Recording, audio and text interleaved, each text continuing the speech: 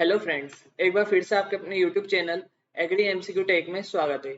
आज हम 2023 में जो एडिट का पेपर हुआ था प्रीवियस ईयर वो सोल्व करेंगे, जिसमें हम 40 क्वेश्चन फिजिक्स के, 40 क्वेश्चन केमिस्ट्री के एंड 20 क्वेश्चन हम जनरल स्टडीज के देखेंगे।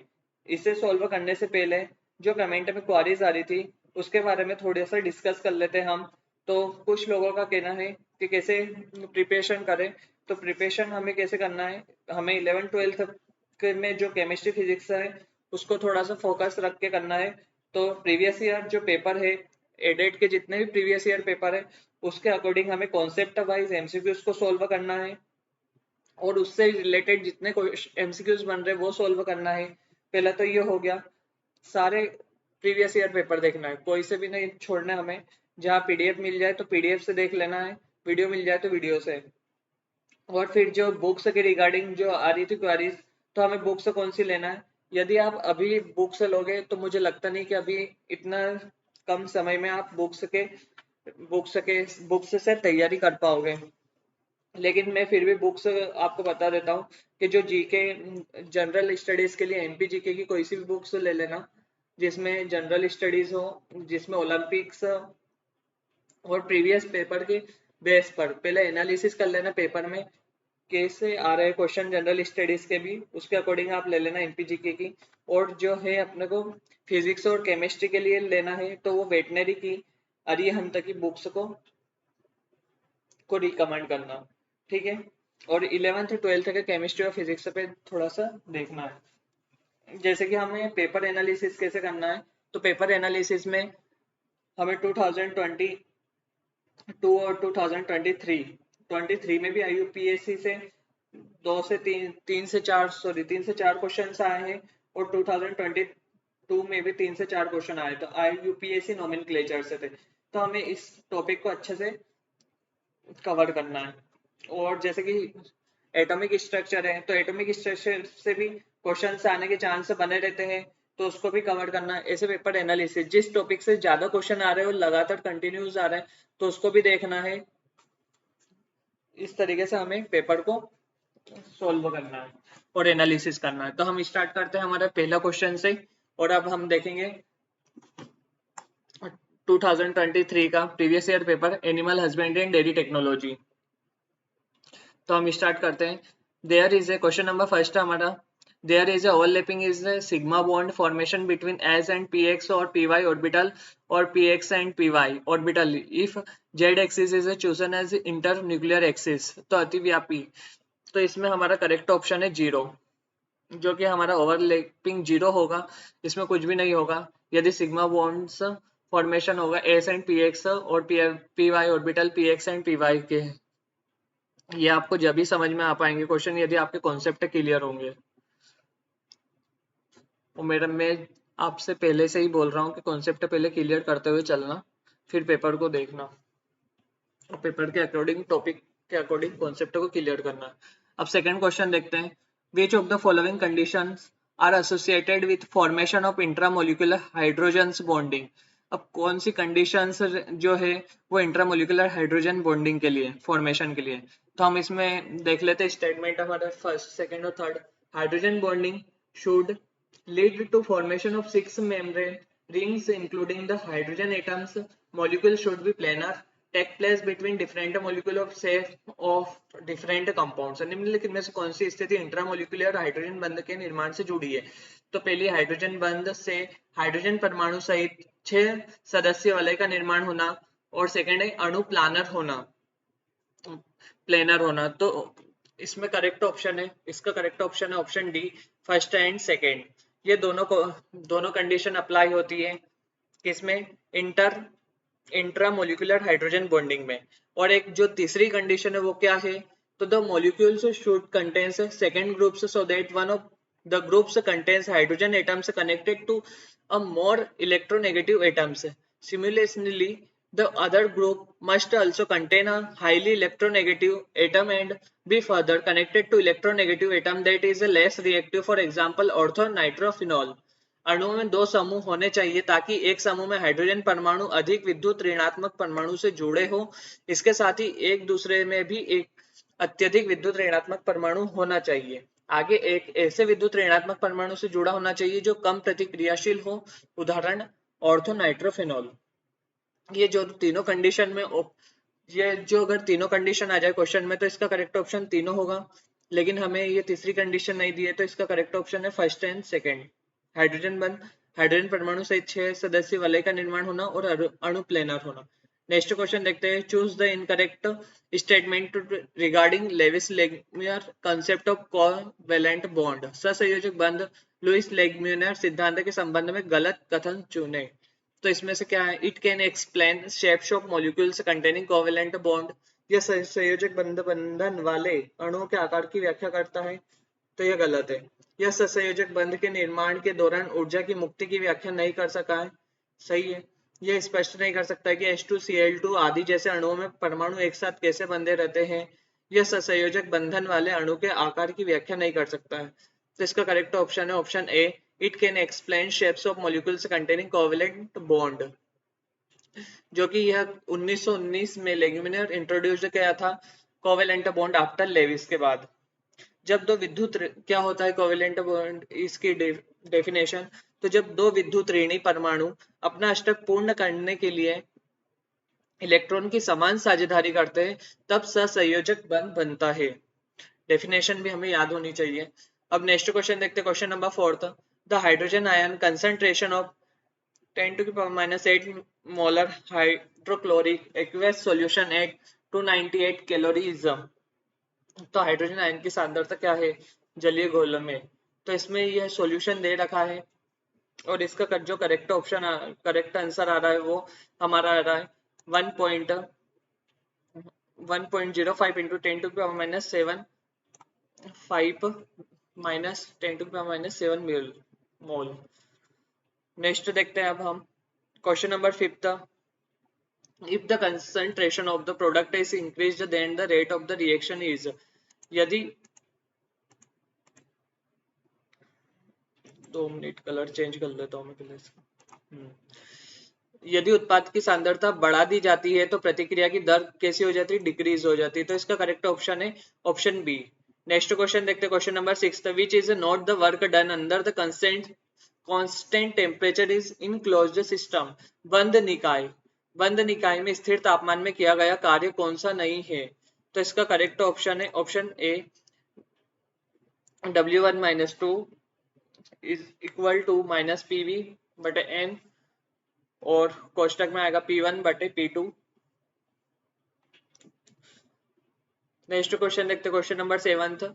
When the system is in equilibrium the entropy of the system and the change in entropy is respectively। जब निकाय साम्य अवस्था में होता है तब निकाय की एंट्रोपी और एंट्रोपी में परिवर्तन क्रमशः होता है, तो इसका करेक्ट ऑप्शन है, इसका करेक्ट ऑप्शन क्या है, मैक्सिमम एंड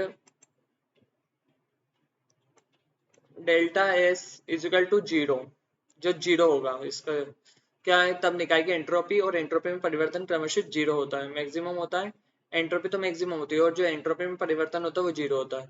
नेक्स्ट देखते क्वेश्चन नंबर 8 था, the number of Bravais space lattice in a cubic system is, cubic system में ब्रेवियस स्पेस लैटिस की संख्या होती है, तो इसका करेक्ट ऑप्शन है option A 3, simple face centred and body centred होता है।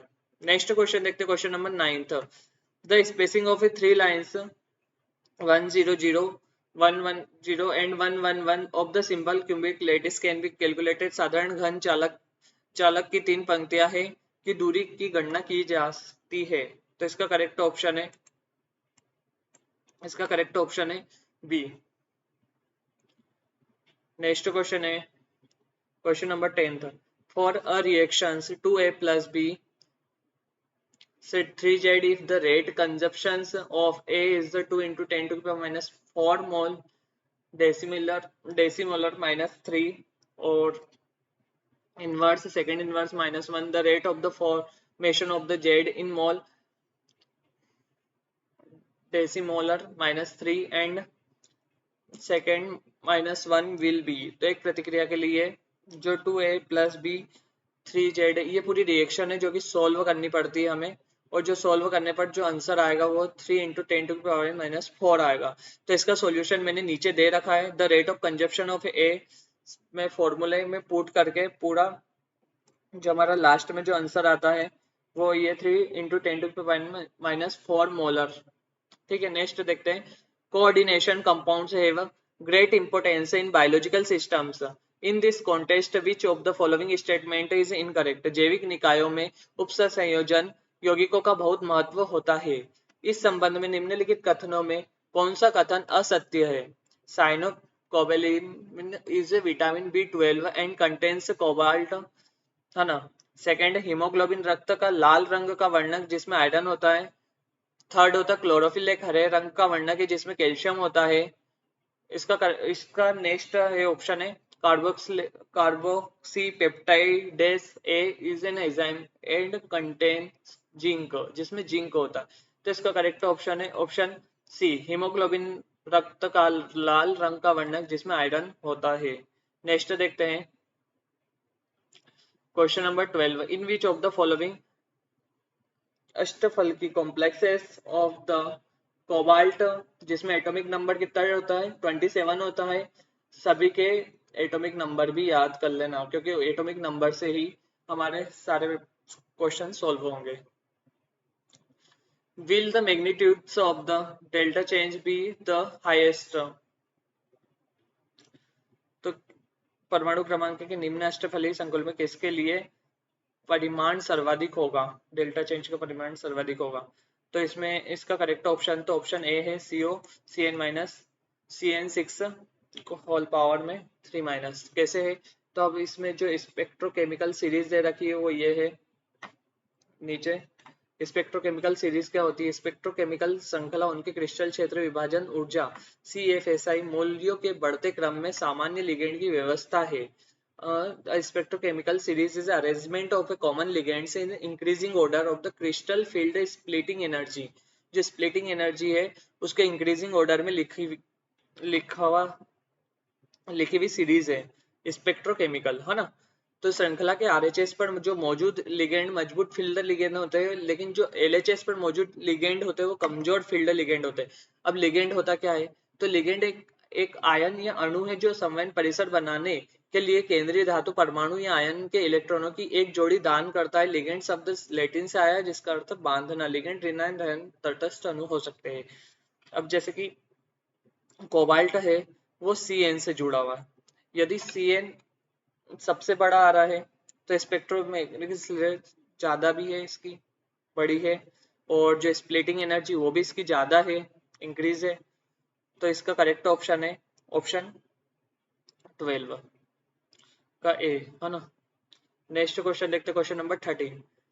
CN इज द इससे पहले CN is the strongest of all ligands given the options that hence is the highest for the CN6 3-। कौन सा sulphide केवल अम्ल राज में ही घुलनशील नहीं है? तो ये जो NiS HGS एंड COS ये तीनों क्या है? ये अम्ल में घुलनशील होते हैं, एक्वा रेजिया में सोल्यूबल होते हैं, लेकिन जो CDS है वो नहीं होता है। ठीक है, नेक्स्ट देखते हैं question number 14। In qualitative analysis CD is an under गुणात्मक विश्लेषण में CD किस समूह में उपस्थित है? तो किस ग्रुप में उपस्थित है CD? तो इसका करेक्ट ऑप्शन है ऑप्शन बी, सेकंड ग्रुप में। नेक्स्ट देखते हैं, व्हाट इज ए ग्रीन विट्रोइल? हरा कशिश हरत होता क्या है? तो हरत होते का फॉर्मूला ही देखना हमें, जो तो क्या है FeSO4 इंटू 7H2O ये हरत होता का फॉर्मूला है ना जी। अब नेक्स्ट क्वेश्चन देखते हैं, question number 16। The reaction of chlorine on carboxylic acids to form alpha chloro acids is called. Alpha chloro acids बनाने के लिए कार्बोक्सिलिक एसिड पर क्लोरीन की प्रतिक्रिया को कहा जाता है। तो क्या कहता है? Hello wall hard Zelensky reactions. ठीक है, नेक्स्ट देखते हैं, aqueous formic acid solution can not be फ्रैक्शनेटेड because formic acid formic अम्ल के जलीय विलयन को आश्रित नहीं किया जा सकता है क्योंकि फॉर्मिक अम्ल क्या है? फॉर्म्स एजियोट्रॉफ विथ वाटर, जल के साथ स्थिर कायथी मिश्रण बनाता है ना। नेक्स्ट देखते हैं, Question number 18. Reaction of methylamine and acetyl chloride is similar to the reactions of aniline with methylamine व acetyl chloride की अभिक्रिया तथा aniline व की अभिक्रिया एक सी है। तो carbonyl chloride, methyl chloride, bromine water, acetic anhydride. तो इसका करेक्ट ऑप्शन है option D, acetic anhydride. Next देखते question number 19। Schotten Baumann reaction is not possible. तो किसमें स्कोटन बोमेन की अभिक्रिया पॉसिबल नहीं है? तो वो है C6H5CONH2 में। Which of the following disease is due to deficiency of vitamin A. निम्नलिखित में से कौन सा रोग विटामिन ए की कमी से होता है? तो मैं बता रहा जो विटामिन ए की कमी से हमारे को रोग होता है वो नाइट ब्लाइंडनेस होता है। ये टेबल अच्छे से रट ही लेना, मतलब कि दिमाग में फिट हो जानी चाहिए ये टेबल। इसमें से इस वाली एग्जाम में नहीं तो कोई हर एग्जाम में इसमें से एक आध क्वेश्चन तो बनता ही है ना। तो विटामिन ए को हम किस नाम से बोलते हैं? रेटिनॉल। यदि वो विटामिन ए नहीं देता है और रेटिनॉल दे देता है, कि रेटिनॉल की कमी से होता है कौन सा रोग होता है? तो नाइट ब्लाइंडनेस। B1 या थाइमेनिन की कमी से जो रोग होता है वह बेरी रोग होता है। और B2 या राइबोफ्लेविन की जो कमी हो जाती है हमें, तो वो किसमें? रिटार्डेड ग्रोथ और बेड स्किन हो जाती है ना। B12 से साइनोकोबैलेमिन होता है, एनीमिया रोग होता है। विटामिन सी की कमी से स्कॉर्बिक, जो कि स्कॉर्बिक एसिड की कमी से स्कर्वी रोग होता है। और विटामिन डी कैल्सीफेरॉल की कमी से रिकेट्स होता है। विटामिन के फाइलोक्विनोन की कमी से excessive bleeding due to injury, मतलब कि रक्त का थक्का नहीं जमता है। ब्लीडिंग खून का बहते रहती है, कहीं पर भी चोट लग जाती है तो उसमें खून बंद नहीं होता है। ठीक है, नेक्स्ट देखते हैं हम टाइप्स ऑफ मिनरल्स। अब मिनरल्स में की कमी से, कैल्शियम की कमी से क्या होता है? ब्रिटल बोन्स, कमजोरी आ जाती है हड्डी में। एक्सेसिव ब्लीडिंग, वही ब्लीडिंग होती है। फास्फोरस की कमी से बैड टीथ एंड बोन्स, वही कमजोरी आना दांतों में और हड्डियों में। आयरन की कमी से एनीमिया रोग होता है। आयोडीन की कमी से goitre enlarge thyroids gland, thyroid की समस्या होती है। कॉपर की कमी से लो एपेटाइट या रिटार्डेड ग्रोथ रुक जाती है। ठीक है, नेक्स्ट देखते हैं हम। ये तो अच्छे से टेबल याद कर लेना। ठीक है, तो इसमें सारे क्वेश्चन सारे ऑप्शन कवर हो भी गए हैं। और विटामिन ए की कमी से नाइट ब्लाइंडनेस होता है। और विटामिन ए का ही अन्य नाम क्या है? रेटिनॉल। अन्य नाम के नाम से भी ऑप्शन में भी और क्वेश्चन भी आ सकते हैं। ठीक है, नेक्स्ट क्वेश्चन देखते हैं question number 21। All the following IUPAC name are correct except. निम्नलिखित सभी IUPAC नाम सही है सिवाय किसके? तो जो हमारा, यदि आप ये तीनों ऑप्शन बनाओगे, येलो में नहीं दे रखा इसके, ये फर्स्ट, थर्ड और फोर्थ, तो इसमें IUPAC बन जाएगा। लेकिन जो सेकंड वाला इसमें नहीं बनेगा। कैसे? इसका सॉल्यूशन है, so in this ethoxy is present a substituent group and propane first amine in the parent chain, thus this IUPAC name is incorrect. और जो करेक्ट है इसका IUPAC नेम है वो एथोक्सी प्रोपेन 1 एमाइन है। ठीक है, और इसमें दे क्या रखा है? 1 एमिनो 1 एथोक्सी प्रोपेन। ठीक है, तो ये गलत है, एमाइन आएगा। नेक्स्ट देखते हैं question number 22। How many carbons are in simplest alkyne having two side chains. दो शाखित श्रृंखला रखने वाली सरलतम एल्काइन में कितने कार्बन उपस्थित होते हैं? तो इसका जो करेक्ट ऑप्शन है ऑप्शन बी, 6। नेक्स्ट क्वेश्चन देखते हैं question number 23। The least number of carbon atoms for an alkene to show stereoisomerism is. Alkene के त्रिविम समवेत दर्शाने के लिए उसमें न्यूनतम कितने कार्बन परमाणु होने चाहिए? तो उसका करेक्ट ऑप्शन है option A, 2। Next question, question number 24। Which of the following is an isomer of diethyl ether. Diethyl ether का समवायी कौन सा है? तो इसमें हमारा करेक्ट ऑप्शन है ऑप्शन ए, CH3COH। नेक्स्ट क्वेश्चन देखते हैं question number 25। Which one of the following is not an acid salt. निम्न में से कौन सा अम्लीय लवण नहीं है? तो अम्लीय लवण कौन सा नहीं है? तो इसका करेक्ट ऑप्शन है ऑप्शन ए, NaH2PO2। नेक्स्ट क्वेश्चन देखते हैं question number 26। When SO2 gas is passed into an acidified K2Cr2O7 solution, the oxidation number of chromium change from जब SO2 अम्लीय K2Cr2O7 के विलयन में प्रवाहित की जाती है तो क्रोमियम की ऑक्सीकरण अवस्था परिवर्तित होती है। तो कितने से +6 से +3। ठीक है, नेक्स्ट क्वेश्चन देखते, question number 27। Bleaching powder on standing form से मिक्सचर ऑफ विरंजक चूर्ण पड़ा रहने पर मिश्रण बनाता है। तो किसका मिश्रण बनाता है? कैल्शियम CaCl2 + CaClO3 का। नेक्स्ट क्वेश्चन है question number 28। Which of the following is used for the extractions of cadmium from cadmium sulfide? Cadmium sulphide से कैडमियम के निष्कर्षण के लिए निम्न में से किसे प्रयुक्त किया जाता है? कैडमियम रिडक्शन को अपचयन कहते हैं जिसे। ठीक है, नेक्स्ट क्वेश्चन देखते, question number 29। When a sulphide और is roasted the product obtained is usually, जब सल्फाइड अयस्क का भंजन किया जाता है तो सामान्यतः प्राप्त उत्पाद है एन ऑक्साइड। नेक्स्ट क्वेश्चन है question number 30। Ionic character of halides of metals 3D transition series decrease in the order. धातु के हेलाइडों के आयनिक गुणों 3D संक्रमण श्रेणी का घटता हुआ क्रम है। तो इसका करेक्ट ऑप्शन है option D, MF, MCl, MBr, Mi। Next question है question number 31। Molecular formula C5H12O will be show. अणु सूत्र C5H द्वारा O प्रदर्शित करता है। क्या क्या प्रदर्शित करता है? तो position, optical isomerism, functional isomerism, स्थिति समावयिता, प्रकाशिक समावयिता, क्रियात्मक समावयिता। तो इसका करेक्ट ऑप्शन है ऑप्शन डी, तीनों। नेक्स्ट क्वेश्चन है question number 32। IUPAC name of CH3CH, ये जो भी स्ट्रक्चर दिख रहा है इसका IUPAC नेम क्या है? तो देखते हैं हम, इसका करेक्ट ऑप्शन है option B, 2 hydroxy 4 methyl 3 pentanone. ठीक है, इसका हाइड्रोक्सी, इसका IUPAC नेम है। नेक्स्ट क्वेश्चन देखते हैं, what is the in the nucleus. IUPAC name से अभी तक 2 से 3 क्वेश्चन जा चुके हैं। अब ये जो न्यूक्लियस ऑफ एन एटम, ये एटॉमिक स्ट्रक्चर से है। ठीक है, तो न्यूक्लियस, जो एटम के न्यूक्लियस में क्या रहता है?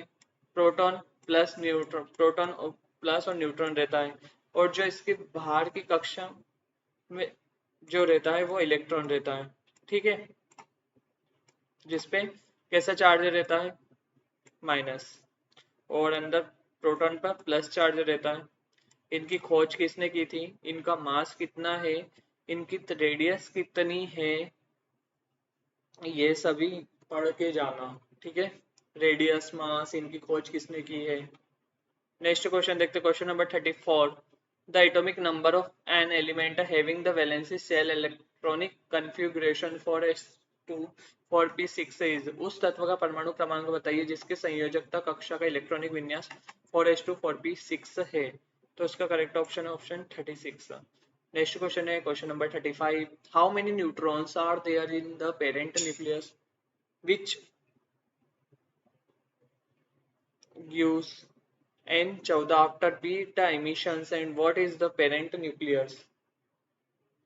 उस पैतृक नाभिक में कितने न्यूट्रॉन हैं जो बीटा उत्सर्जन के बाद N14 देता है तथा यह पैतृक नाभिक कौन सा है? तो इसमें है 8 कार्बन C14 का। ठीक है, नेक्स्ट क्वेश्चन है question number 36।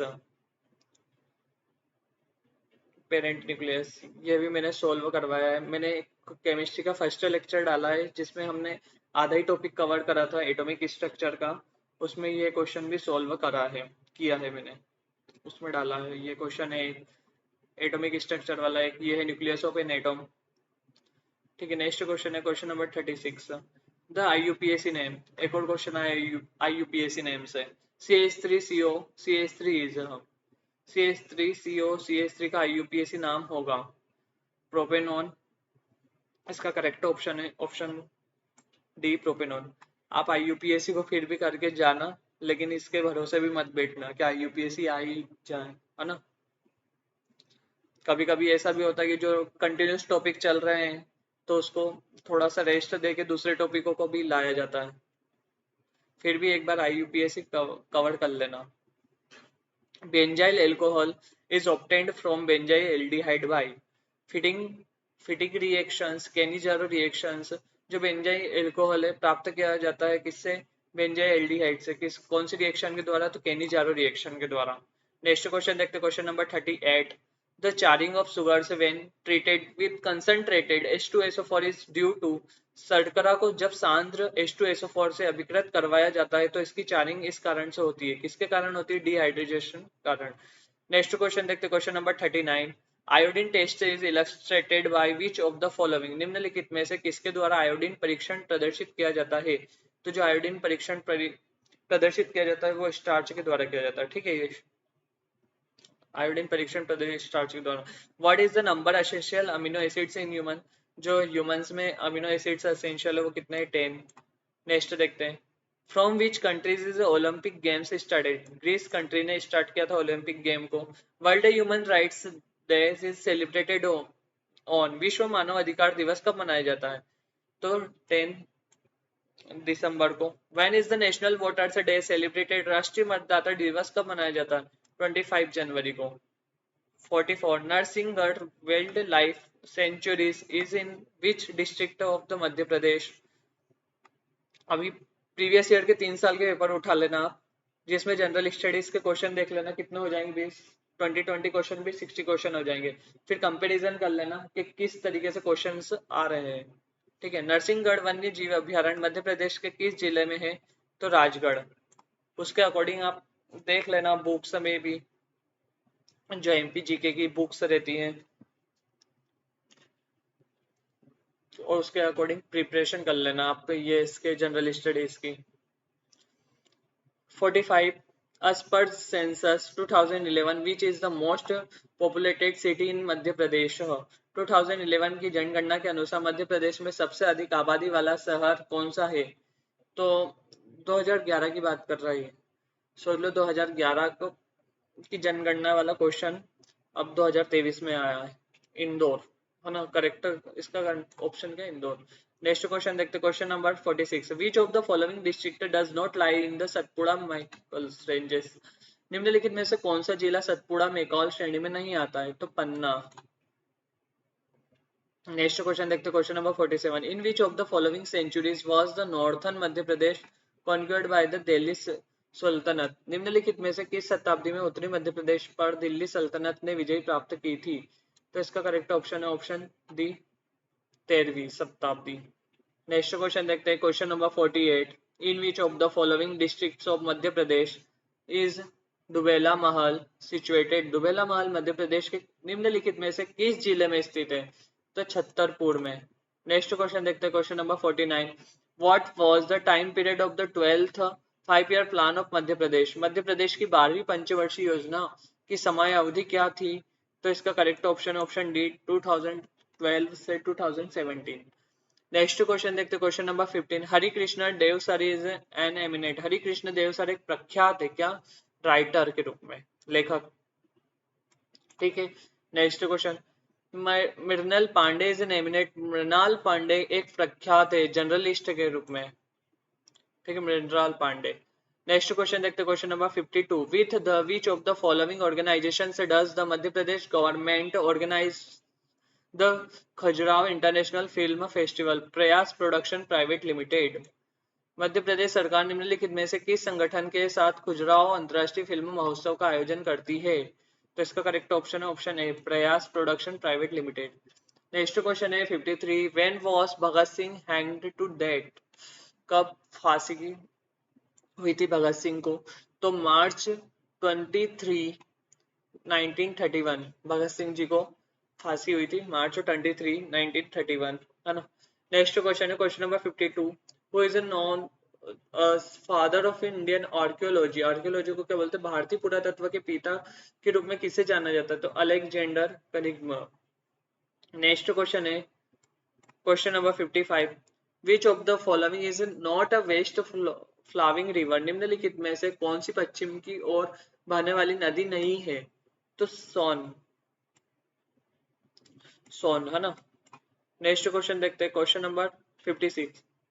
Which of following soil is infertile, which of the following soil is infertile, कौन सी सोइल इनफर्टाइल है? तो सेलाइन सोइल। नेक्स्ट क्वेश्चन देखते हैं, क्वेश्चन नंबर 57। निम्नलिखित में से कौन सा देश केक भूमि के रूप में जाना जाता है? कौन सा देश केक भूमि, लैंड ऑफ केक्स के नाम से जाना जाता है? तो स्कॉटलैंड। अब स्कॉटलैंड को लैंड ऑफ केक्स क्यों कहते हैं? तो स्कॉटलैंड को केक की भूमि के रूप में जाना जाता है, यह अपने दलिया केक के लिए प्रसिद्ध है, क्योंकि पुराने समय में दलिया केक केवल स्कॉटलैंड में ही पकाया जाता था। ठीक है। और स्कॉटलैंड में उगाई जाने वाली सबसे प्रसिद्ध जो फसल है वो ओट है। Scotland is known as the land of cakes and it is famous for its oat mill cakes. As in old times, oatmeal cakes were baked only in Scotland. The most famous crop grown in Scotland was oats. Next question देखते हैं, question number 58। Who calculated the GDP of India, gross domestic product? GDP का पहली बात तो full form क्या होता है? तो ग्रॉस डोमेस्टिक प्रोडक्ट, है ना। अब भारत की जीडीपी की गणना कौन करता है? तो इसमें करेक्ट ऑप्शन है सेंट्रल स्टैटिस्टिक्स ऑफिसर। ठीक है। नेक्स्ट क्वेश्चन है question number 59। Which of the following is called fight money? निम्नलिखित में से किसे कागजी मुद्रा कहते हैं? तो इसका करेक्ट ऑप्शन है option A, currency notes and coins को हम क्या बोलते हैं? कागजी मुद्रा। नेक्स्ट क्वेश्चन है question number 60। You must have heard of EMI being frequently used in general. आपने अक्सर ईएमआई का सामान्य रूप से इस्तेमाल किया होगा। तो ईएमआई का जो ई है उसका अर्थ क्या होता है? तो उसका अर्थ होता है इक्वेटेड, और इसका ही जो फुल फॉर्म भी हम देख ही लेते हैं, तो इक्वेटेड मंथली इंस्टॉलमेंट, ईएमआई, जो कि जनरली आजकल बहुत ही पॉपुलर है, ईएमआई। नेक्स्ट क्वेश्चन देखते हैं, question number 61। A vessel travels half the distance L with speeds V. अब फिजिक्स के क्वेश्चन स्टार्ट हो गए 40, है ना। अब and the others half with speeds v2, then its average speeds is। एक गाड़ी एल की आधी दूरी v1 चाल से चलती है तथा शेष आधी दूरी v2 चाल से चलती है, तो उसकी औसत चाल क्या होगी? तो ये उसका फॉर्मूला बन जाता है 2v1 इंटू v2 बटे v1 plus v2। Next question, which one is not a future of motion under central conservative forces? कौन सी एक केंद्रीय संरक्षित बल के तहत गति की विशेषता नहीं है? तो इसका करेक्ट ऑप्शन है ऑप्शन सी, बल के केंद्र में कोणीय गति परिमाण और दिशा दोनों में स्थिर है, और the total potential energy is not, नहीं, द एंगुलर मोमेंटम, नहीं, इसका करेक्ट ऑप्शन है option B, the total potential energy is not constant, तो कुल स्थिति ऊर्जा स्थिर नहीं है।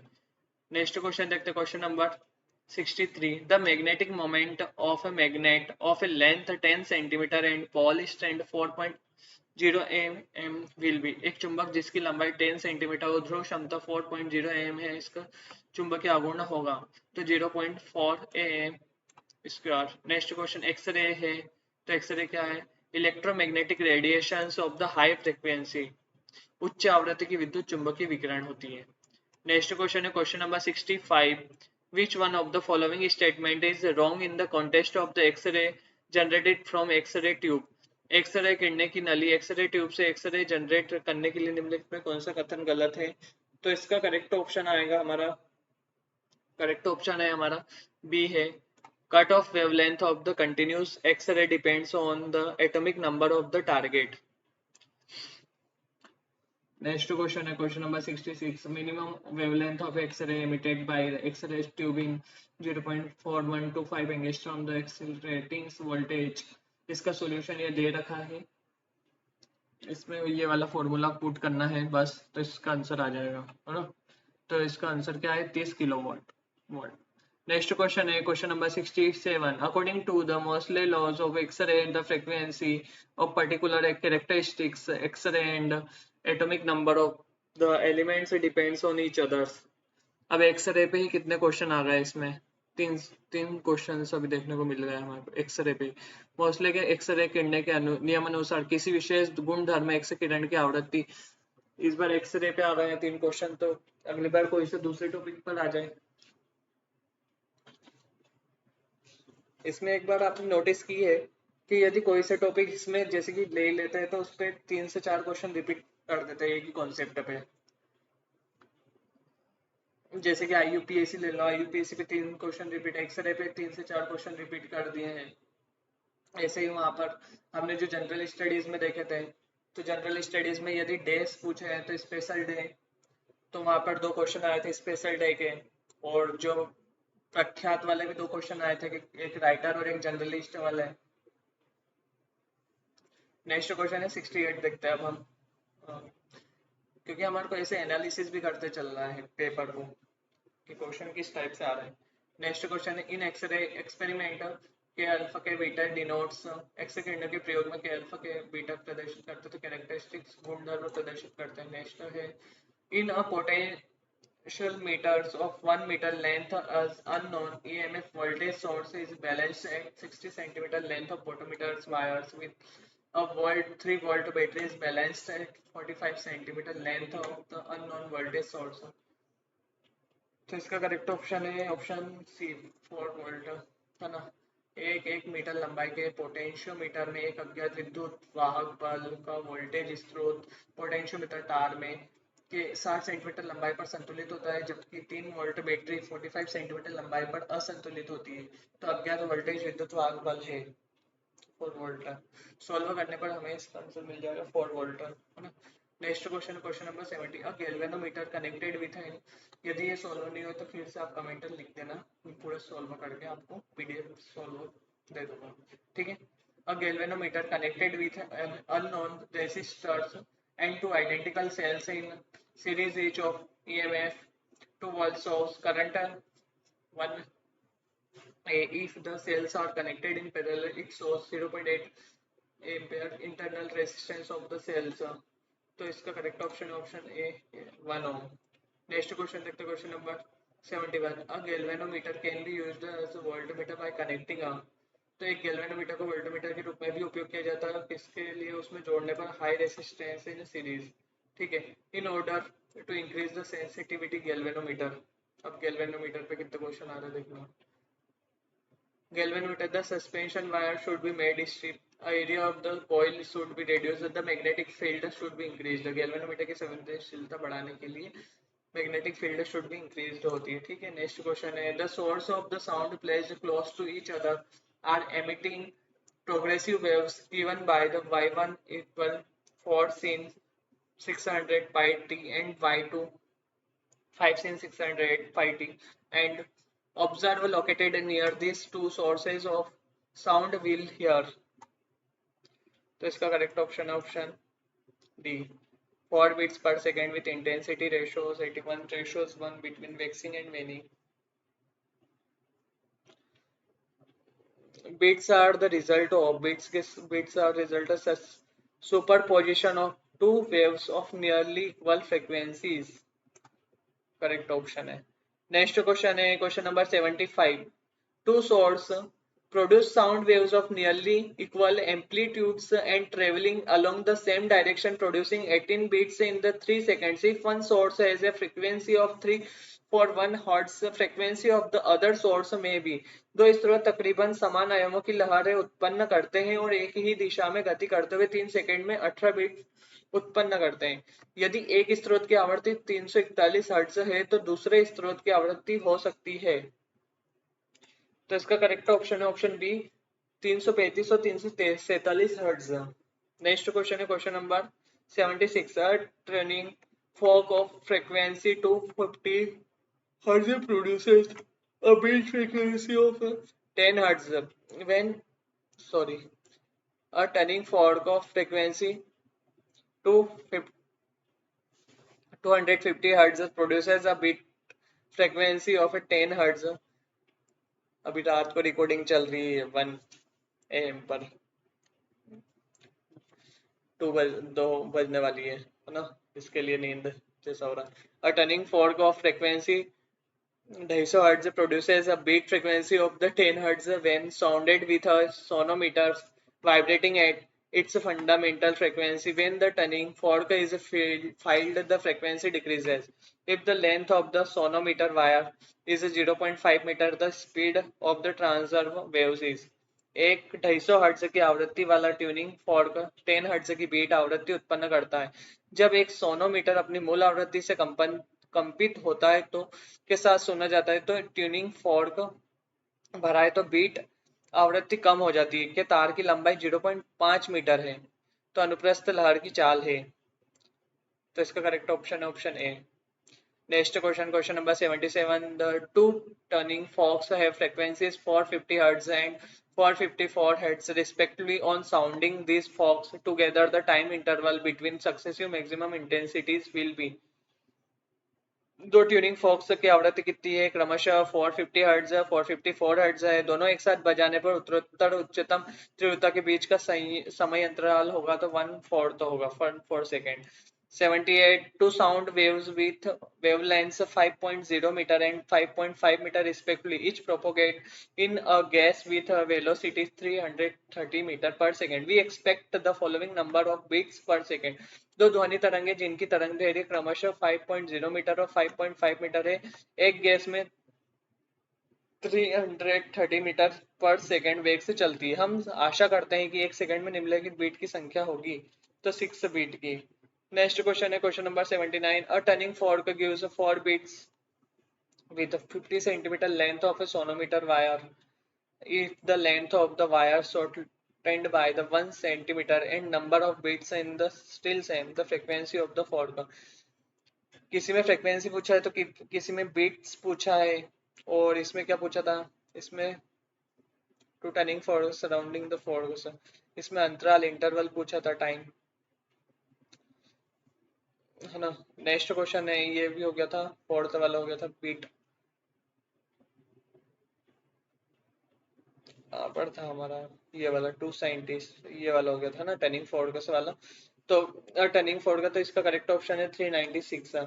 नेक्स्ट क्वेश्चन है क्वेश्चन नंबर 82 से sirens situated 1 kilometer apart the are producing sound of frequency 330 hertz. An observer start moving from one siren to the other with a speed of 2 meter per second. If the speed of the sound be 330 meter per second, with what will be beat frequency heard by the observer is? तो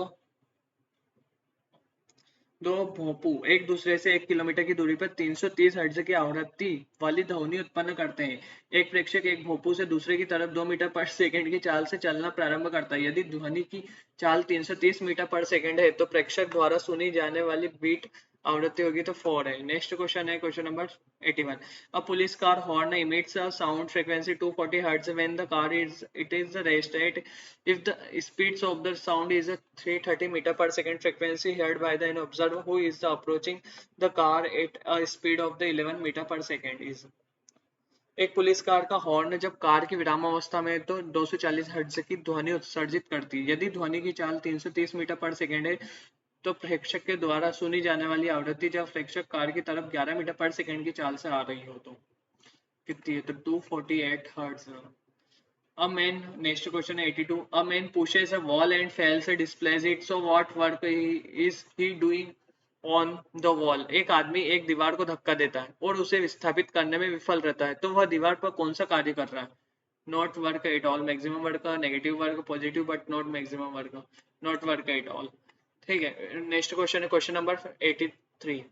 If a lighter body mass m1 velocity and heavier body mass m2 velocity have the same kinetic energy with the following reaction is। एक हल्का पिंड द्रव्यमान कितना है m1 m2 v, एक भारी द्रव्यमान कितना है m2 और v और इसका वेग v2 है कि गतिज ऊर्जा समान है। निम्नलिखित में कौन सा संबंध इनमें रिलेशनशिप देखना है तो इसका correct option option D. Next question है question number 84। Gravitational attraction between two bodies, एक ग्रेविटेशनल वाला जो पार्ट है उसको भी अच्छे से कवर कर लेना, अर्थ का, है ना। बिटवीन उसमें जिसकी उसकी त्रिज्या कितनी होती है, उसका मास कितना होता है, गुरुत्वीय त्वरण, गुरुत्वाकर्षण बल। Body increase when the mass of the bodies, दो पिंडों के बीच गुरुत्वीय आकर्षण बढ़ जाता है जब पिंडों का द्रव्यमान increase and distance is also decrease. पिंड का द्रव्यमान तो बढ़ता है लेकिन उसकी जो डिस्टेंस है वो घटती है जब। नेक्स्ट क्वेश्चन है question number 85। Where is the maximum value of acceleration due to gravity और is the radius of Earth, है ना। गुरुत्वीय त्वरण का अधिकतम मान कहाँ होता है? आर पृथ्वी की त्रिज्या है तब, तो सरफेस पर। सरफेस ऑफ द, जैसे कि गुरुत्वीय त्वरण और गुरुत्वाकर्षण में से भी क्वेश्चन आया है, तो इसको भी अच्छे से चैप्टर कवर कर लेना। नेक्स्ट क्वेश्चन है क्वेश्चन नंबर एक, सरल आवर्त गति।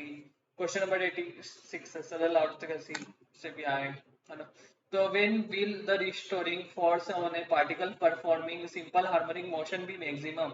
सरल आवर्त गति करने वाले कण पर अधिकतम प्रत्यायनन बल कब होगा? मैक्सिमम डिस्प्लेसमेंट पर, अधिकतम विस्थापन पर। Question number 87. A particle executes a simple harmonic motion between x minus a and x is equal to plus a. The time taken for it to go from 0 to a by 2 is t1 and to go from a to by 2 to a is t. Which of the following relation is correct? एक कण x is equal to minus a है और x equal two plus ए के बीच सरल आवर्त गति करता है। 0 से a बाई 2 तक जाने इसमें t1 टाइम लगता है, a बाई 2 से a तक जाने में t2 समय लगता है। निम्नलिखित कौन सा संबंध सही है? तो t2 जो समय है वो ज्यादा लगेगा t1 से। नेक्स्ट क्वेश्चन है question number 88. A particle is performing simple harmonic motion along the x-axis with an amplitude of 4 centimeter and a time period of 1.2 second. What is the minimum time taken by the particles to travel plus 2 to x equal to plus 4 centimeter and back? तो इसका correct option है option 0.4 second ए। Next question है question number 89. यदि प्रकाश के व्यतिकरण के लिए एक वर्णीय प्रकाश के स्थान पर श्वेत प्रकाश का प्रयोग किया जाए तो प्रेक्षण में क्या परिवर्तन होगा? तो दीप्त फ्रिंजों को केंद्र में एक सफेद दीप्त फ्रिंज के साथ देखा जाएगा। Colored fringe will be observed with a white bright fringe at the center. Next question है question number 90. What kind of the source are required for Young का double slit experiment? यंग के dual slit प्रयोग के लिए किस प्रकार के स्रोत की आवश्यकता होती है? कोहेरेंट संबंध। 91. In Young experiment, the ratio of the width of the two slits A and B is 1:16. What is the ratio of the intensity at maximum minimum in the interference pattern? Young प्रयोग में दो slit ए और B की चौड़ाई का अनुपात 1:16 है। व्यतिकरण पैटर्न में अधिकतम न्यूनतम पर तीव्रता का अनुपात क्या है? तो 25/9। 92. यदि maximum intensity of light Young के double slit experiment I maximum, then what will be the intensity at path difference λ/2? तो इसका करेक्ट ऑप्शन है ऑप्शन सी 0। नेक्स्ट क्वेश्चन है question number 93. Bismuth has a half life of the 5 days. What is the time taken by the 7 at part of the sample to decay? Bismuth का आधा जीवन 5 दिनों का है। नमूने के 7वें 8वें भाग को क्षय होने में कितना समय लगेगा? 15 दिन का। Next question. What does the capacitance of parallel plate capacitor depends on? समांतर प्लेट संधारित्र की धारिता किस पर निर्भर करती है? तो इसका करेक्ट ऑप्शन है option D, separation between the plates, प्लेटों के मध्य की दूरी पर। नेक्स्ट क्वेश्चन है question number 95. If the current in an electric bulb 3.2 angstrom, what is the number of electrons flowing through it is 1 second? यदि एक विद्युत बल्ब में विद्युत धारा 3.2 एंगस्ट्रॉन है तो एक सेकंड में इसके माध्यम में से प्रवाहित होने वाले इलेक्ट्रॉन की संख्या कितनी है? तो 2 into 10 to the power 90. Next question question number 96. An electric bulb 220 volt 100 watt is connected in series with another electric bulb for 220 watts 60 watts. How much power will be consumed by the 100 watt bulb for voltage 220 volts on these combinations? तो इसका correct option है option B 40 watt, 14 watt। ठीक है। 97. In charging a battery of a motor car, following effect of electric current is used. Motor car की battery को आवेशित करने में विद्युत धारा का निम्न प्रभाव प्रयोग होता है? केमिकल, मैग्नेटिक, हीटिंग या इंडक्शन? मोटर कार की बैटरी के लिए तो इसका correct option option C, chemical. Next question है question number 98. The resistance of a galvanometer is 50 ohms when a current of 0.01 angstrom flows through it. Full scale deflections is obtained in the galvanometers. How much resistance shunt will be to convert the galvanometer in to ammeters of the 5 ampere range. एक galvanometer का प्रतिरोध 50 ओम है। जब इसमें से 0.01 ampere की धारा प्रवाहित होती है तो गैल्वेनोमीटर में पूर्ण स्केल विक्षेप प्राप्त होता है। अब गैल्वेनोमीटर को 5 एम्पीयर रेंज के अमीटर में बदलने के लिए कितने प्रतिरोध की शक्ति होगी? तो इसमें है, इसका करेक्ट ऑप्शन है 0.1 ओम। सेकेंड लास्ट क्वेश्चन है प्रीवियस ईयर का। The mutual induction of two coils placed opposite is 1.5 H. If the current in one coil increased from 0 to 20 ampere in a 0.5 second, then what will be the flux binding the other? The सम्मुख रखी दो कुंडलियों का अयोनी प्रेरक तत्व 1.5 है, तो यदि 0.5 second में एक कुंडली में धारा 0 से 20 एंगस्ट्रॉम तक बढ़ती है तो दूसरी कुंडली में फ्लक्स बंधता क्या होगी? तो 30 वेबर। ये सभी फॉर्मूला में पुट करके सॉल्व करने वाले क्वेश्चन है, डायरेक्ट सीधे सीधे सॉल्व हो जाएंगे। ठीक है, नेक्स्ट क्वेश्चन है question number 100। The self inductance of the coil is 20 H. To generate an induced electromotive force of the 100 volt, what should be the value of a current of 10 ampere in 1 second? एक कुंडली का स्वयं प्रेरक तत्व 20 H है। 100 volt का प्रेरित विद्युत वाहक बल उत्पन्न करने के लिए 1 सेकंड में 10 एंगस्ट्रॉम की धारा मान घटकर कितना हो जाना चाहिए? तो 4 ampere correct option. Thank you for watching this videos. हमें बस पेपर को एनालिसिस करके ही सोल्व करना है। ठीक है, थैंक यू।